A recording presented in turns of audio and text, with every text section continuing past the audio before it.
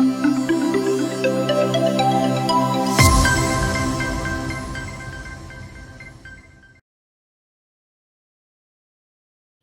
and welcome to the Daily News Simplified, an answer to what, why and how of newspaper reading. Today we are going to be analyzing the important news appearing in the Delhi edition of the Hindu newspaper dated 17th December 2019. The topics to be discussed today are reflected on your screen and the timestamping for the same has been provided in the description box below. So let's start. This news appears on page number 12 and it is titled Congress MP for Privilege Proceedings Against Smriti.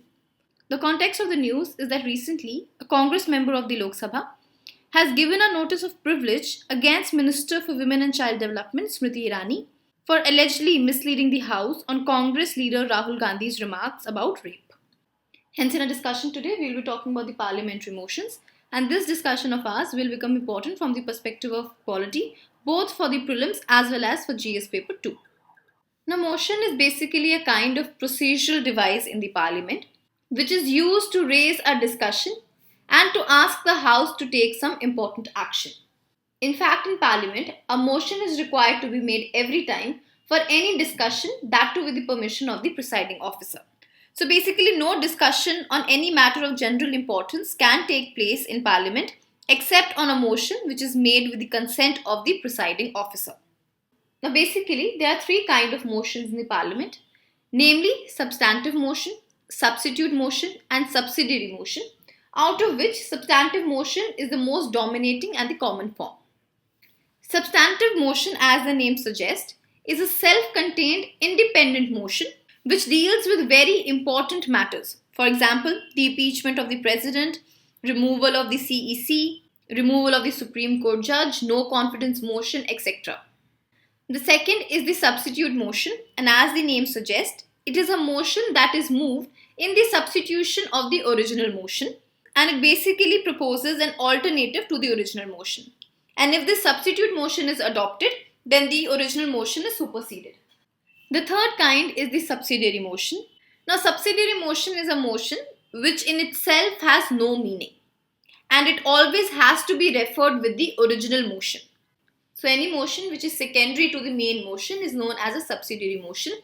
Additionally, the subsidiary motion is further divided into ancillary motion, superseding motion, and amendment motion, etc. Now, since this article mentions about privilege motion, let us start with the privilege motion. Very simply put, a privilege motion is moved against the breach of parliamentary privileges by a minister.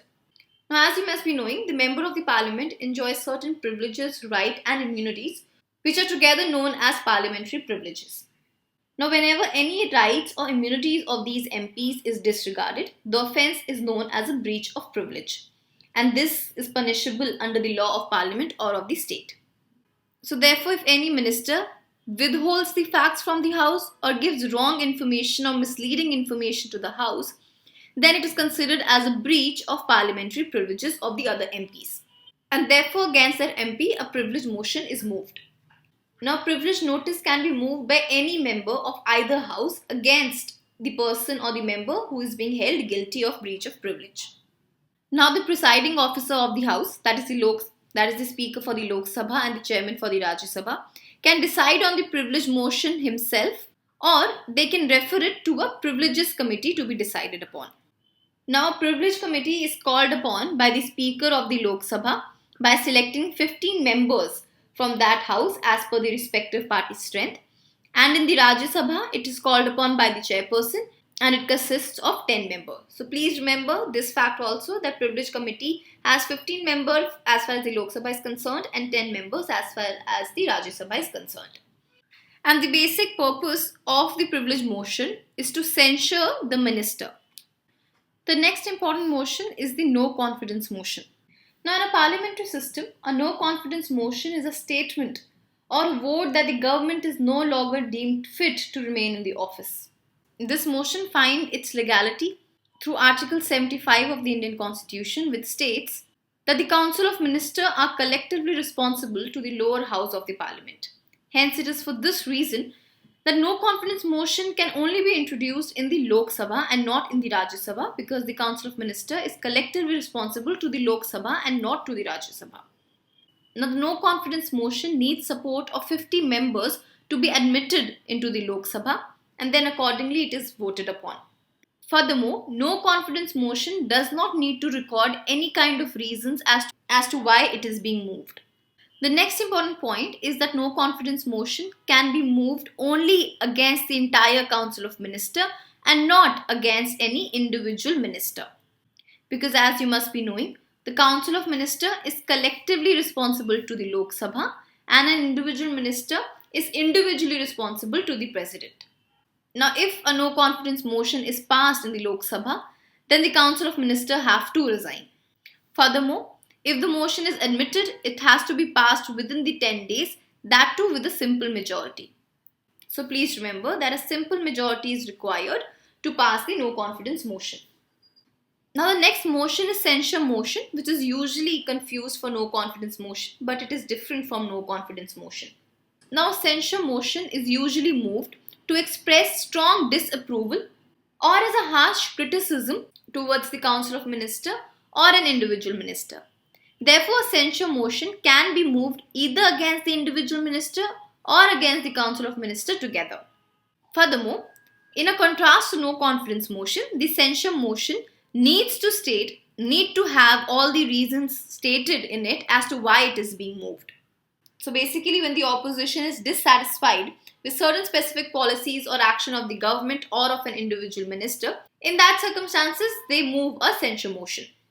Next, if a censure motion is passed, it is not required by the Council of Ministers to resign as against the no confidence motion, wherein the Council of Ministers has to resign if it is passed. But if a censure motion is passed, the Council of Ministers or the individual minister need not resign. However, passing of a censure motion itself is very shameful. So from the perspective of prelims, please remember the difference between these two, because these two are often mixed up. The next is the adjournment motion. Now, adjournment motion is also a kind of censure motion, wherein it is introduced to draw the attention of the House to a matter of very urgent public importance. And this motion also needs a support of 50 members to be introduced. And it can only be introduced in the Lok Sabha, and that too with the consent of the Speaker. Now, this motion is called adjournment motion because it adjourns the normal business of the House for that day, so that the House can take up the discussion of some other urgent matter of public importance. And if the adjournment motion is admitted, it leads to setting aside the normal business of the House. Further, the adjournment motion should only be raised in a matter which is definitive, urgent, of public importance, and should not raise a question of privilege or should not deal with any matter that is under the adjudication by the court. The fifth motion is known as the call attention or the calling attention motion. Now, in this motion, any member of the Parliament moves this motion to call the attention of any minister to any matter of urgent public importance.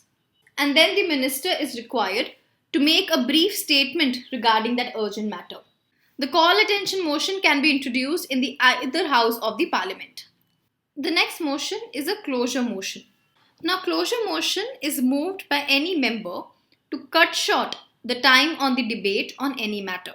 Now, this motion can be introduced in the either house, and if the motion is approved by the House, then the debate is stopped forthwith and the matter is put to vote. So, even though all the members who wish to speak on that topic have not spoken yet, closure motion brings an end to the debate and discussion on a particular matter. The seventh is the motion of thanks.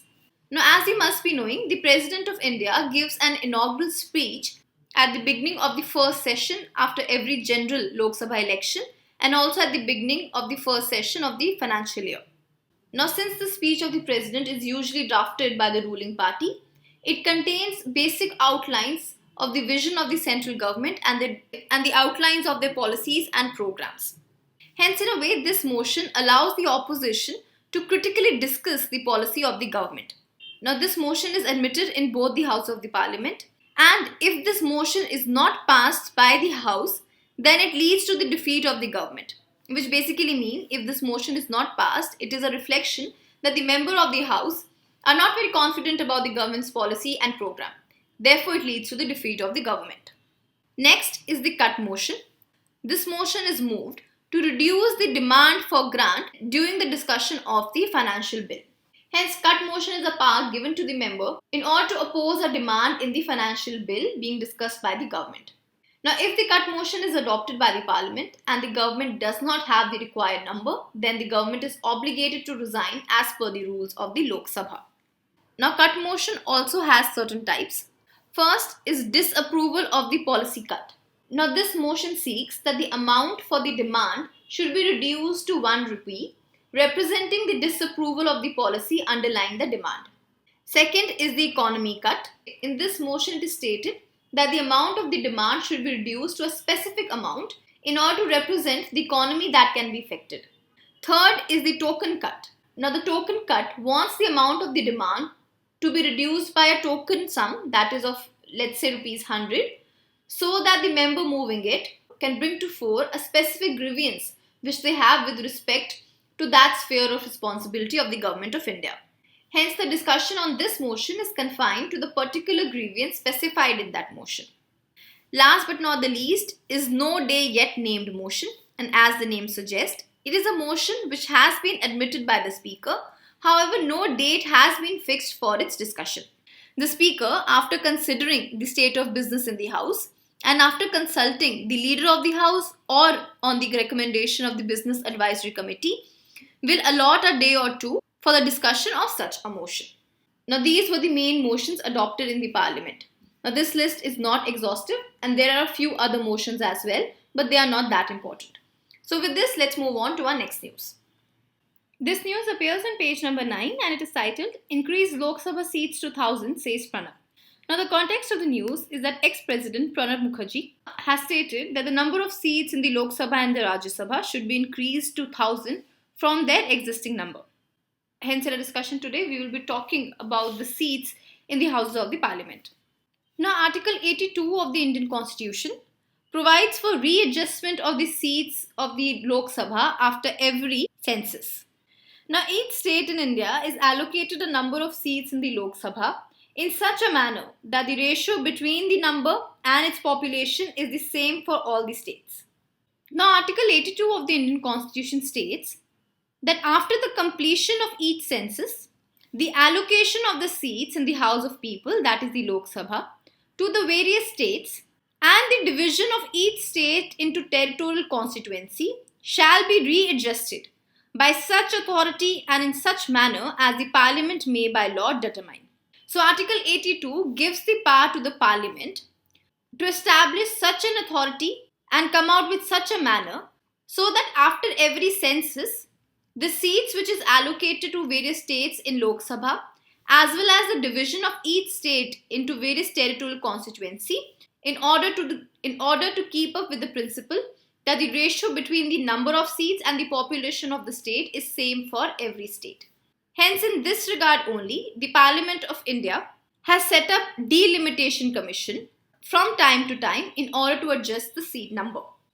Furthermore, this article also states that until the relevant figures for the first census taken after the year 2026 have been published, it shall not be necessary to readjust the allocation of seats in the House of the People as well as the division of each state into the territorial constituencies.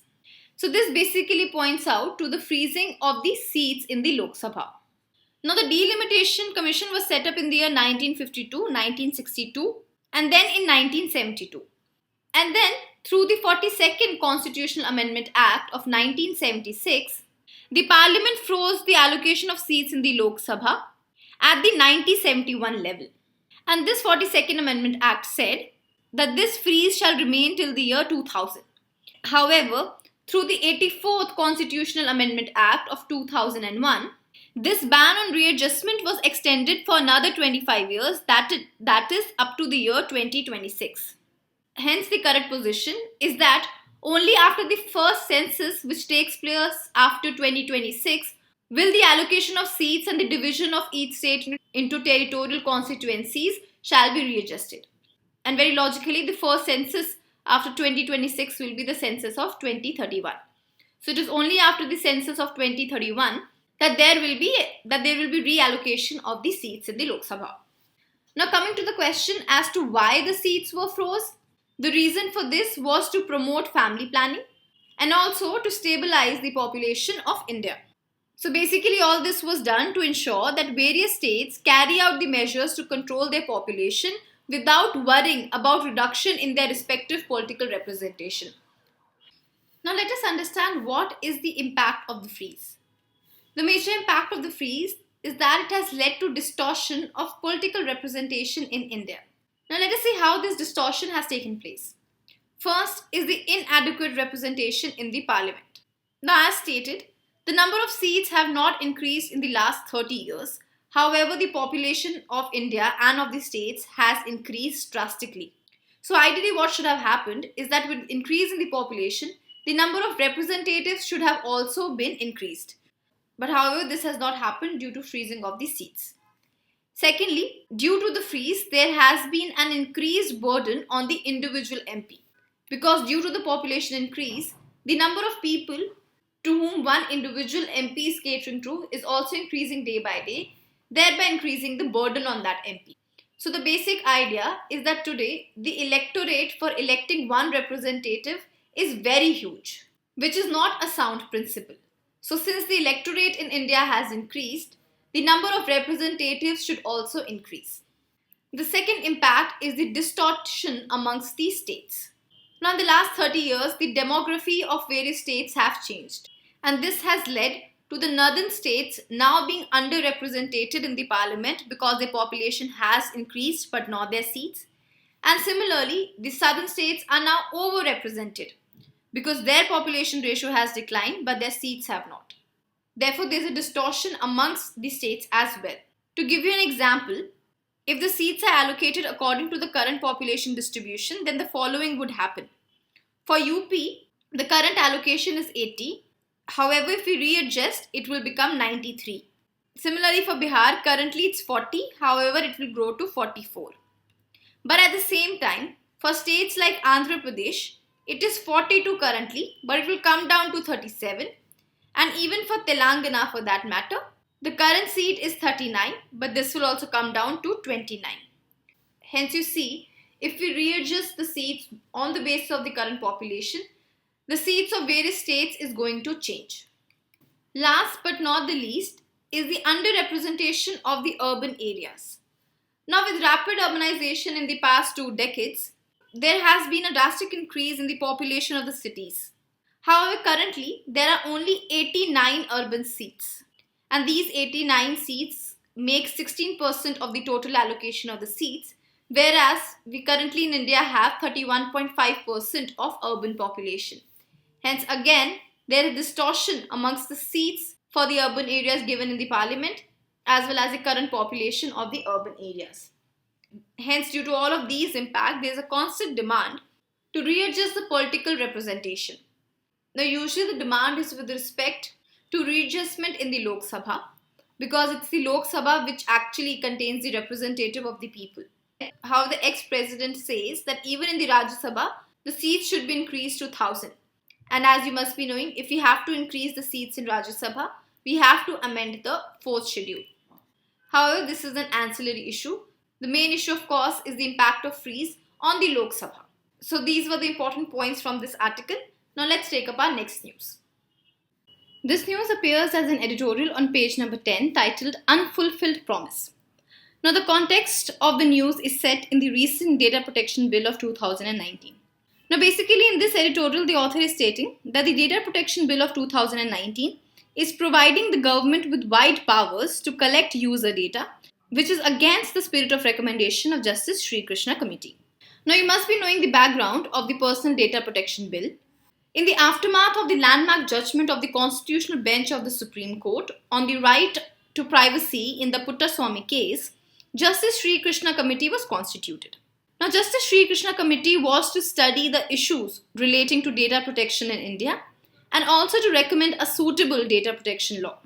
Accordingly, the Data Protection Bill of 2018 was framed, and now the Cabinet has approved the Data Protection Bill 2019. However, this bill has certain issues with it. The first issue is with respect to processing data without the consent of the users. Now, this bill includes certain exemptions for processing the data without an individual's consent. And these exemptions include reasonable purpose, including the security of the state, detection of any unlawful activity or fraud, whistleblowing, medical emergencies, credit scoring, operation of search engines, as well as processing of publicly available data. In addition to all these circumstances, this bill states that personal data can be processed without consent in the interest of prevention, detection, investigation, or for the prosecution of any offence.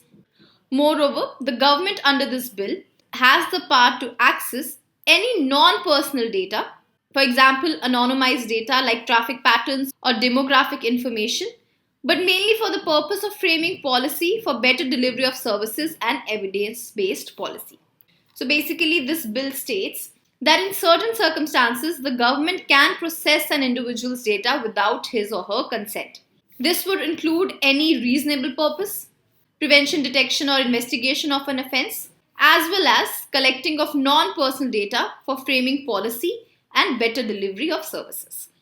However, this power of the government to process data without consent has a lot of inbuilt issues.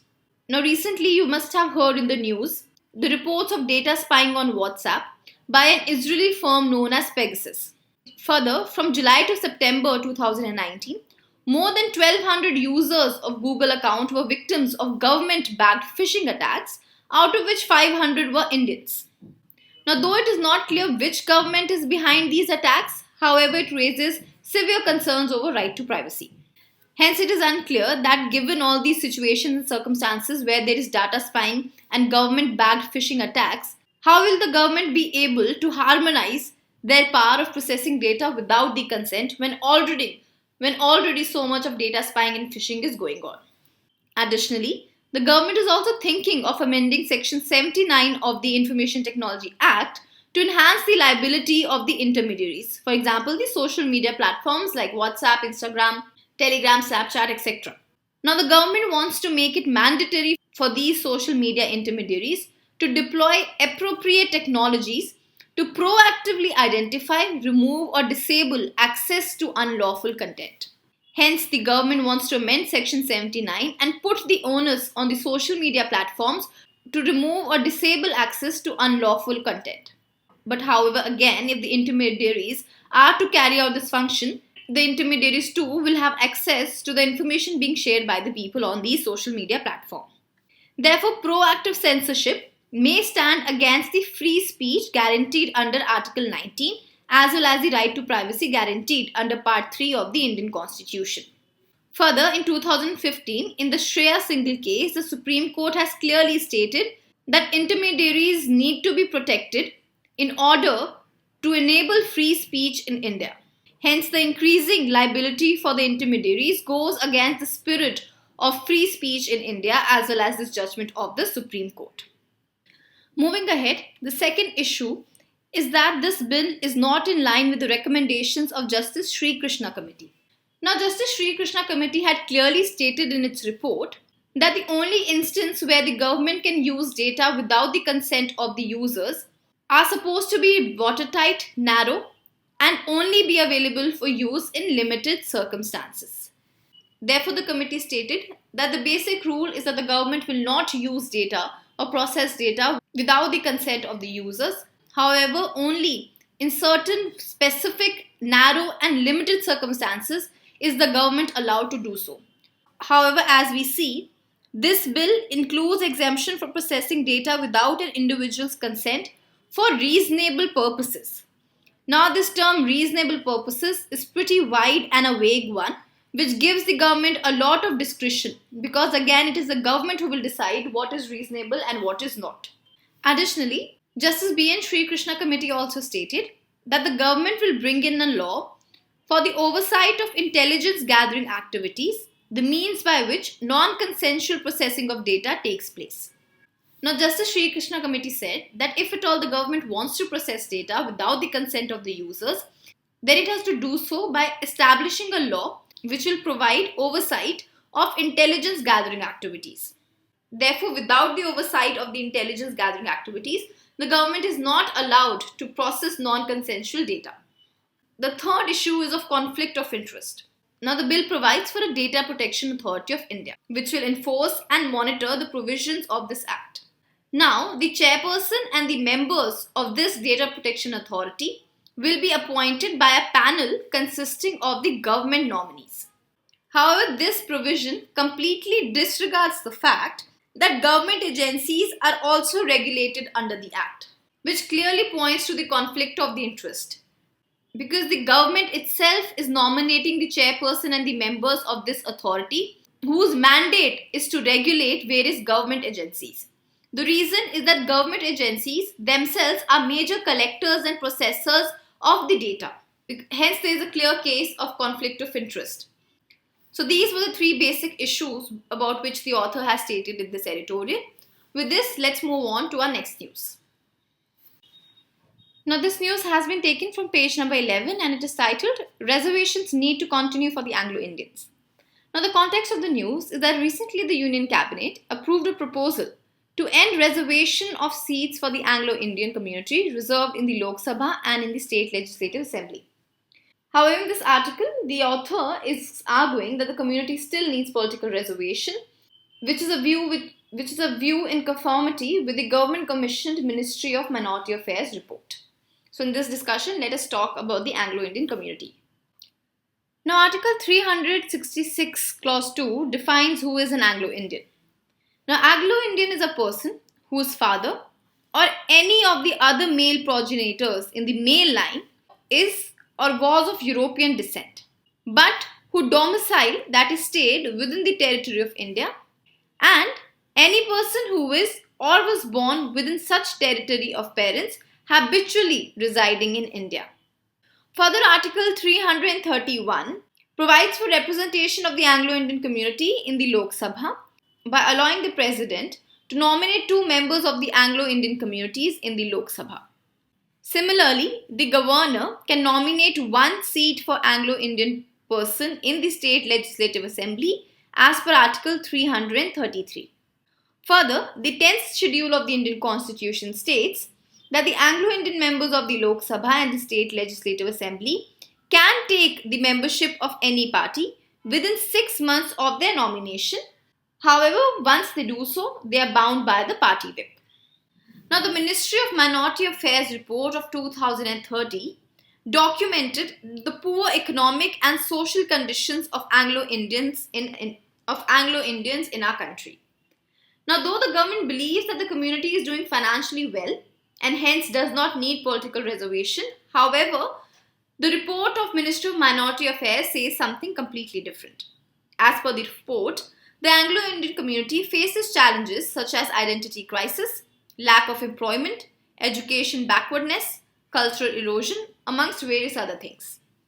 Now, in this article, the author is stating that the reservations for Anglo-Indians should continue because, firstly, nomination of the Anglo-Indians in the Lok Sabha is a testament to the fair-minded approach and the forward-looking vision of the founding fathers, that is, the constitution makers of India.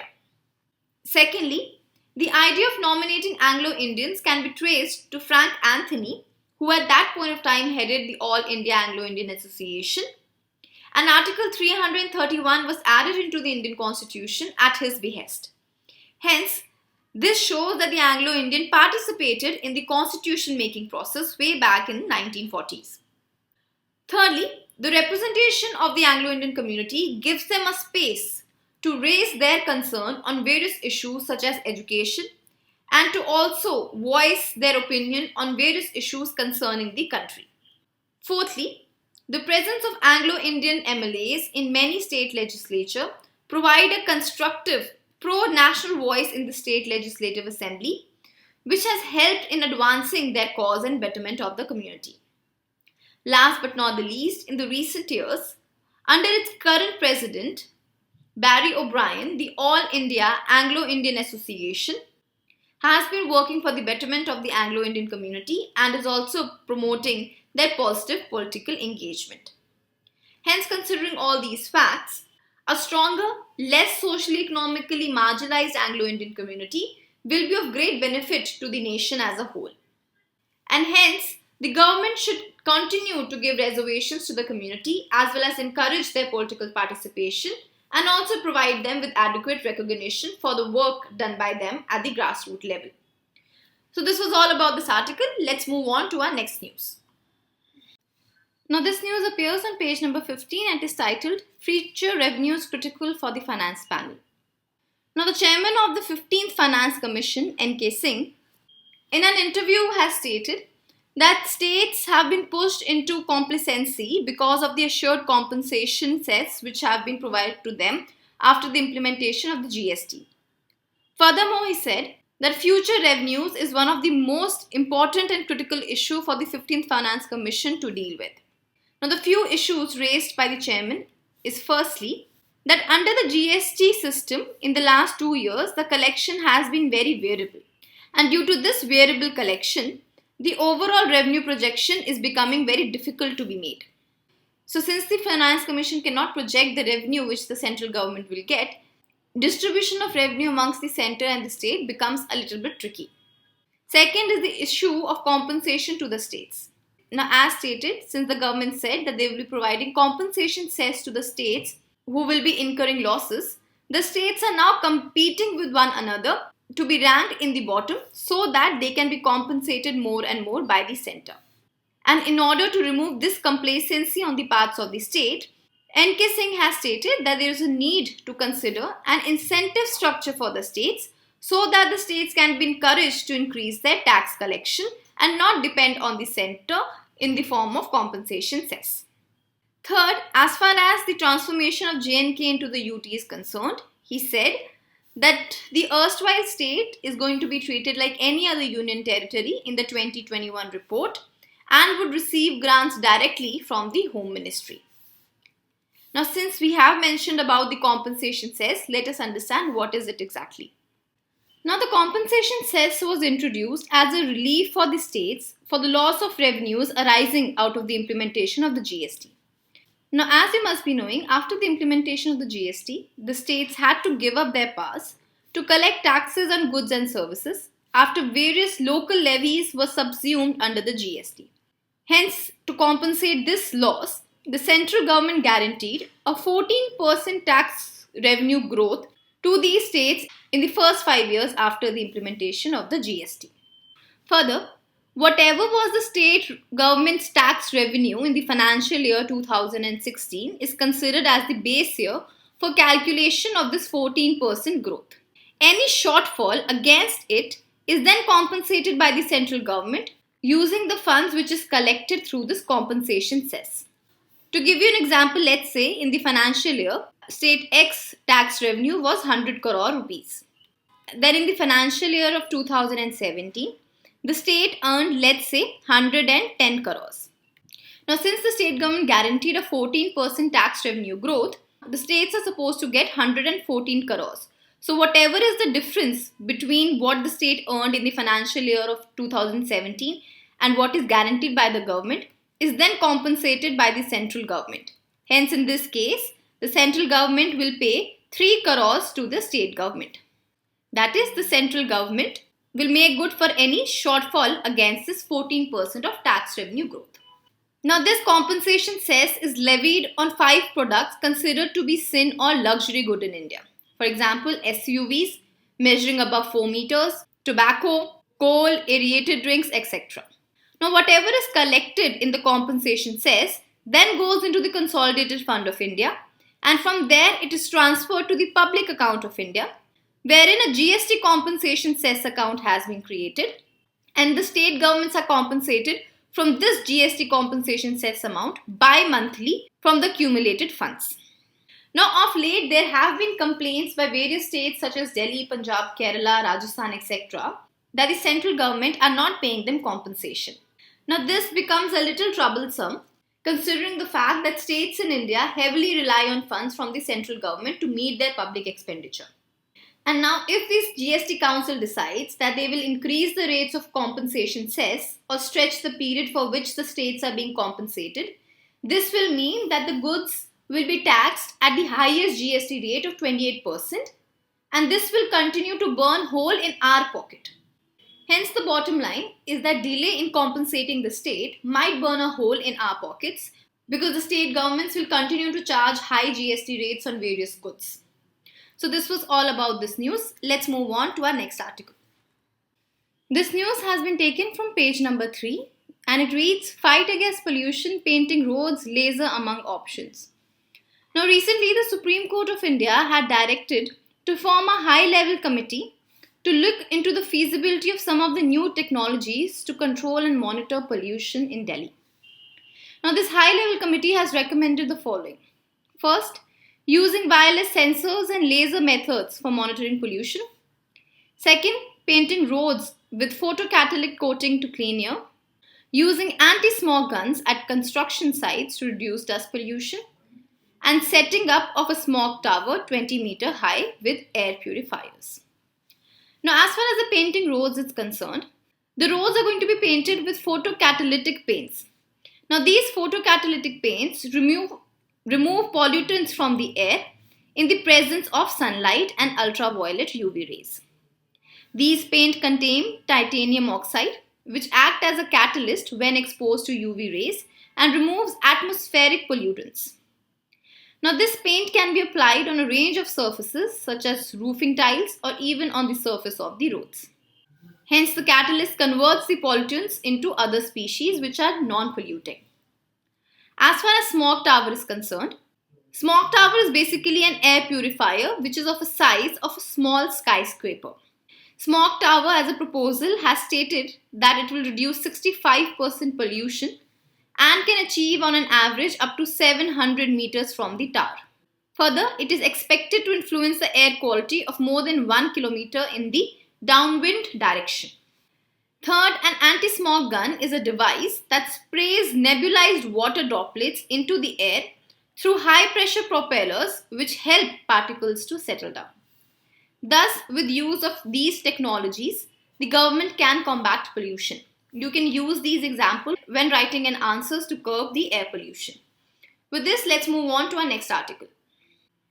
Now, this news appears on page number 10 and is basically talking about the COP25 Madrid, which has failed to bring about any constructive change.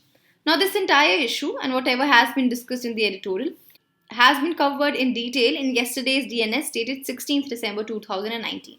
You can refer to this DNS for more information on this topic. With this, let's move on to our practice questions. Now, based on our today's discussion, here is a prelims practice question. Please pause the video and solve them. We'll discuss the answer after 5 seconds. The first question is with respect to the Constitution of India. First statement, the number of seats in the Lok Sabha can be altered only by a constitutional amendment. Now, this is incorrect. We studied that under Article 82, it is the Parliament of India which has the power to alter the number of seats in the Lok Sabha through a law. Hence, in this regard, the Parliament constitutes delimitation commission from time to time. Second, Schedule 4 of the Constitution deals with the allocation of parliamentary seats to the state. Now, this is incorrect because of the word parliamentary. Schedule 4 deals with the allocation of seats in the Rajya Sabha and not in the Lok Sabha. Parliamentary means both Rajya Sabha and Lok Sabha. Hence, this is incorrect. So, the right answer is D, neither 1 nor 2. Question number 2 is with respect to parliamentary motions. First, passing of censure motion leads to the government resigning. This is incorrect. It is not the censure, but it is a no confidence motion, which if passed, leads to the government to resign. Second, privilege motion can be brought against a non-member. This is correct. Hence, the right answer is B, 2 only. Question number 3 is with respect to Anglo Indians. First statement, seats are reserved for them only in the Lok Sabha. This is incorrect. Seats are also reserved for them in the State Legislative Assembly. Second, they can join any political party after 6 months of being nominated. This is incorrect. They can join any political party before the expiration of 6 months of being nominated. So the right answer is D, neither 1 nor 2. Question number 4 says, which of the following motions can only be introduced in the Lok Sabha? First, no confidence, this is correct. Second, adjournment, this is also right. Third, closure, this is incorrect. And fourth, privilege is also incorrect. So the right answer is A, 1 and 2 only. With this, we come to an end for today's discussion. Let's move to the question for the day.